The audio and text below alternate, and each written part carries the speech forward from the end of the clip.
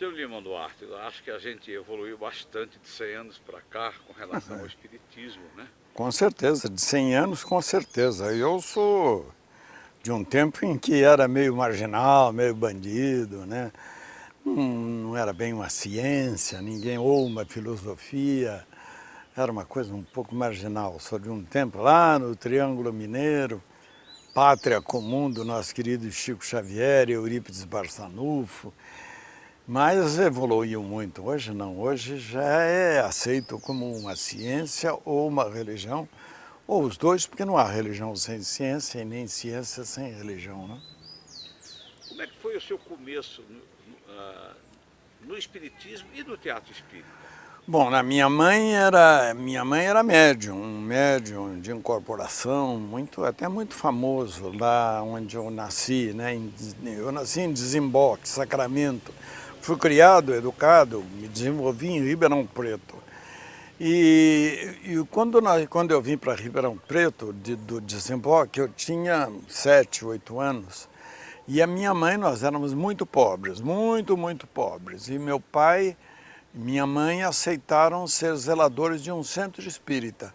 E claro que indicado por outros espíritas, que meu pai e minha mãe eram espíritas. Então ele foi ser zelador, morava no centro espírita, tomava conta, limpava. E minha mãe, por ser médium, participava de todas as sessões, recebia entidades. Chegou a ser um médium de muito prestígio lá no interior. E eu fui criado nisso, né? Nesse contato tão íntimo com a fantasia, com a maravilha que o Espiritismo proporciona, especialmente a uma criança como era eu. O Espiritismo é das religiões, me parece, a que mais constrói a maravilha, não é? Então eu fui criado em contato com isso. E, inclusive, conheci ali os espíritas de Ribeirão Preto, famosos naqueles tempos tão aventurescos, né? Onde ser espírita era um perigo, era um coitado, isso aí é um monstro, ele lida com entidades, é perigoso. Tinha isso aí. E entre os espíritas que eu conheci, e eram muito queridos de meus pais e do centro espírita que meus pais tomavam conta, que era o centro espírita, por coincidência, Batuíra mesmo. E o Eurípides Barçanufo era um espírita de largo prestígio, todos sabem, e ele tinha o centro espírita em Ribeirão Preto, não ele tinha, que era de um dos grandes espíritas que eu conheci também, o Zé Papa, que era presidente e organizador estimulador do Centro Espírita Eurípides Barçanufo. E ele era um autor, ele era um italiano, né? Veio um serralheiro italiano, que eu quero dizer isso, que era um operário maravilhoso, que iniciava Ribeirão Preto e a mim também nas maravilhas do artesanato, né? Ele era serralheiro e também espírita, presidente do centro.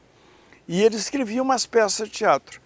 E me propôs que minha mãe também era atriz, além de ser médium, era também atriz daquelas comédias de costume brasileiras. Quantos anos o senhor tinha nessa época? Uns 8, 9 anos, quando fui para Ribeirão.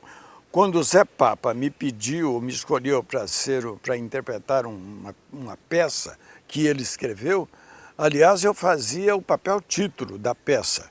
E a peça se chamava O Espírito Obsessor.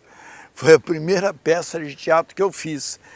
E ele escreveu essa peça em Ribeirão Preto. Ensaiamos, montamos e fomos representá-la em Ribeirão Preto, no colégio do Eurípides Barçanufo, onde eu tive a oportunidade de conhecer a mãezinha do Eurípides Barçanufo. Eurípides já tinha morrido, ele morreu muito novo na gripe espanhola, né? E os espíritas sabem disso. Então eu fui fazer lá no centro, no colégio do Eurípides, essa peça, O Espírito Obsessor. E depois fizemos em Franca também, no Instituto Pestalozzi, do Tomás Novellino, e depois fizemos em Ribeirão Preto. Foi a minha primeira peça de teatro e o meu primeiro sucesso, onde eu descobri, além de os encantos e maravilhas que o Espiritismo lhe proporciona, descobri também os encantos e maravilhas que o teatro lhe proporciona. Vamos falar agora, por exemplo, do seu personagem, o Ribas. Como é que o senhor se sente tantas décadas depois, não é? Interpretando um papel importante do livro Chico É como se eu nunca tivesse parado, né? É reatar a minha infância, reatar os contatos com as entidades todas que com certeza me assistem, minha mãe. Eu fiz essa peça, esse filme mais em homenagem, em memória, resgatando uma dívida que eu tinha para com a minha mãe, já falecida, e para com a minha filha, que também é profundamente espírita. Então, pensando nas duas, nos dois polos de minha vida, a mãe e a filha, eu resolvi fazer esse personagem. Espero que tenha estado à altura dele, não é uma personagem que vem do grego, persona, é uma entidade. Então não é coloquial, não tem vícios e nem virtudes dos seres humanos. Eu procurei partir daí, é uma entidade. É uma entidade que olha mais ou menos como olhava a minha mãe e que fala mais ou menos como fala minha filha. A mesma linguagem espírita. A mesma linguagem espiritual e do mesmo jeito, né? O senhor, logicamente, a sua infância foi dentro do espiritismo. O senhor Foi. tomou contato com as obras espíritas editadas pela Federação Espírita Brasileira? Não, eu tomei mais contato com o Chico Xavier, né? E o Chico Xavier tem contato com a Federação.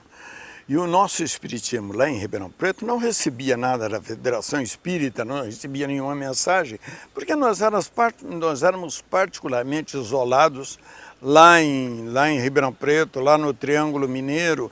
Eram tempos muito difíceis, muito duros, eram tempos de ser espírita, era mais ou menos ser segregado, o preconceito sobre nós todos era sempre muito grande. Então a gente não recebia nada das entidades, nós fazíamos o nosso espiritismo. E constato hoje que não estávamos muito enganados, não. Certo.